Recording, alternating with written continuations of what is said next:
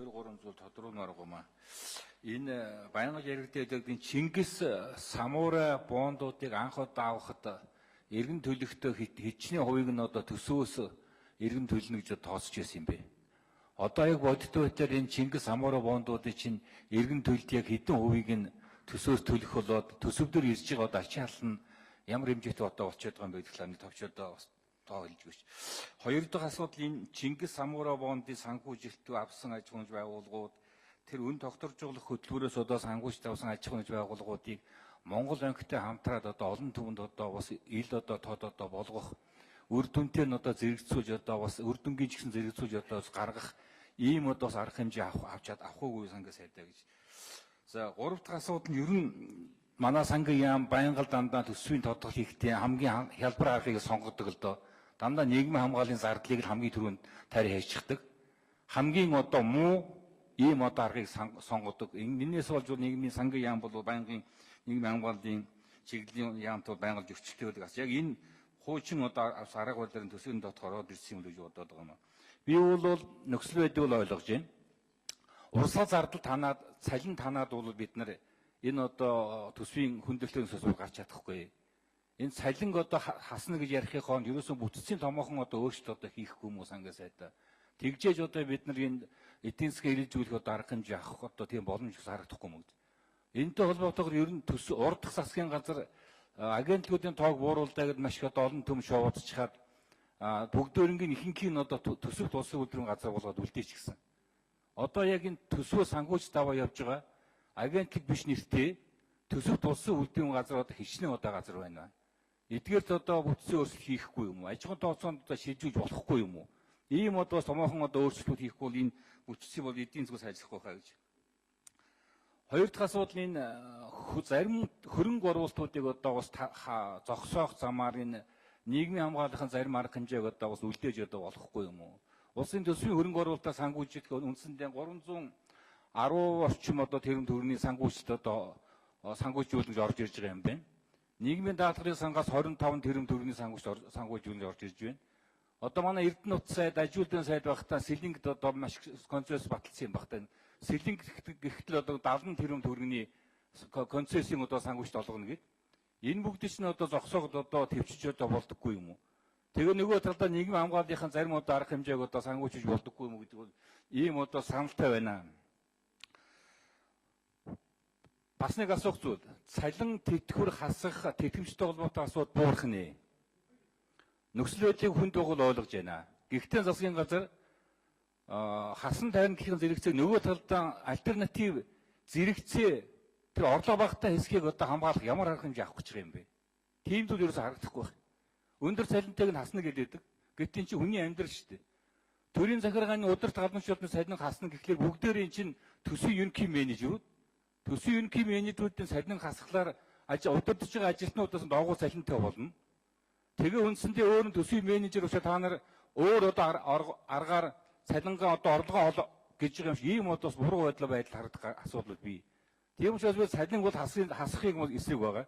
Хассан ч гэсэн бага орлоготой хэсгийг яаж цалингийг нэмэх юм? Ер нь бага орлоготой хэсгийг яаж одоо хамгаалах юм? Хөдөлмөрөөсөө доод хэмжээтэй уялдуулах, хүн амын орлогын албан дотор өөрчлөлт авах замаар энэ хөнгөлөлт чөлөө тийм тэгшгсээр нэмэгдүүлэх. Ингэж яаж одоо бага орлоготой хэсгийг одоо орлогыг нэмэгдүүлэх юм одоо арга хэмжээ авахгүй юм гэж ийм одоо зүйлүүд хэлье. Асуумар байна. Чойжсрын сайд хариулъя. За чин зураг гишүүн асуултанд хариулъя. Чингис бондын тухайд 1.5 тэрбум долларын бонд босгосон юм байна. Төвөөгөө босгож ирээ засгийн газар Монгол банкнд байршуулад төгрөг болгоод дундаж ханшин 1634 төгрөгөөр зараад энэ гарсан их усвраа Хөгжлийн банкнд байршуулсан. Ийм үйл ажиллагаа явуулсан. Хөгжлийн банкнд 2013-14 онд бол төсвийн бүрэлдэхүүн хэсэг болдоггүй. Засгийн газар төгөөрөө шийддэг байсан ийм ажил болсон. Энэ Чингис бондын тухайд эргэн төлөлт нь бол 18 оны 1 сарын 5-нд эхний 500 сая долларыг 2022 онд сүүлчийн 1 тэрбум долларыг эргэн төлнө. Жилийнхэн 500 сая долларын тухайд 4125 1 тэрбумын тухайд 5125 гэсэн ийм хүйтэй байгаа. Хөгжлийн банкн дээр нөхцөл байдал нэлээд хүндэрсэн байгаа учраас шинэ засгийн газар байгуулагдсны дараа 3 яамнаас хамтарсан Монгол анхтай хамтарсан ажлын хэсэг гараад шалгалт орж байна. 9 сарын 10 гэхэд энэ ажлын хэсгийн шалгалтын дүн гарна. Тэр үед бид танд Хөгжлийн банкны нөхцөл байдлыг эргэж тайлагналаа. Самуурын бондын тухайд мөн ялгаагүй бондыг гаргаад Хөгжлийн банкнд байршуулсан ийм байдалтай байна. Энэ нийгмийн хамгааллын салбарыг таньдаг ийм хуучин уламжлалт арга гэж та ярьж байна. Энээс ундаа арга үнэхээр байхгүй юм л дээ. Урсгал зардлыг жишээлбэл бид нар санхүүжүүлж дийлэхгүй шүү дээ. 2016 оны тухайд бол нэгдсэн төсвийн маань орлого 5 их найд 344.3 тэрбум төгрөг зөвхөн урсгал зарлагыг бусад хөрөнгөний зарлага гэдгийг оруулахгүйгээр 6 их найд 555.6 тэрбум байна. Тэгээд энэ 5 их найд 344 тэрбум төгрөг маань зөвхөн дөрвөн төрлийн зардлыг санхүүжүүлэх бусдыг нь санхүүжүүлэх хөрөхгүй болчиход байгаа юм. Энэ зээлийг би дахин хэлээ. Зээлийн хүнд бид нар 1 их найд 47.8 тэрбум төгрөг өгч байна. Нийгмийн даатгалын сангаас тэтгэвэр тэтгэмж тавихад 1 их найд 740.5, халамжийн тэтгэмжийг тавихад 294.9, төрийн албан хаагчдын цалинг тавихад 1 их найд 862 тэрбум төгрөгийг төлөхөөр энэ нэгдсэн төсвийн бүх орлогын 94% тэнцвэрчгээд ерөөсө болохгүй байгаа учраас бусад зардлууд дээр бас нэг гал унтраа авахын тулд тодорхой хэмжээний таналтуудыг хийхээс ундаа арга байхгүй байна гэдэг хэлье.